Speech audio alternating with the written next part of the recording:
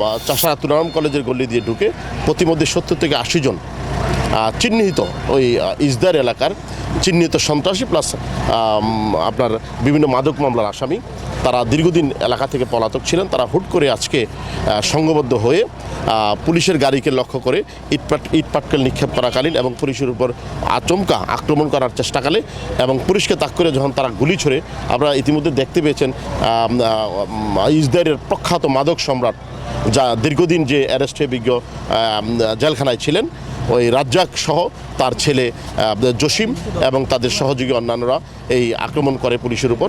তখন পুলিশ আত্মরক্ষার্থে এবং এই সন্ত্রাসীদেরকে ধরার জন্য তারাও পাল্টা গুলিবর্ষণ করে। এতে আপনারা জানেন তাদের গুলিতে আমাদের সাব ইন্সপেক্টর নন্দন, সাব ইন্সপেক্টর রফিক এবং আমাদের কনস্টেবল আহত হয়েছেন। ধৃত আসামি জসিম তার ডান পায়ে সম্ভবত একটি গুলি লেগেছে, আর আরেকজন এমনি শারীরিকভাবে আহত হয়েছেন। তো আমাদের অভিযান এখনও অব্যাহত আছে।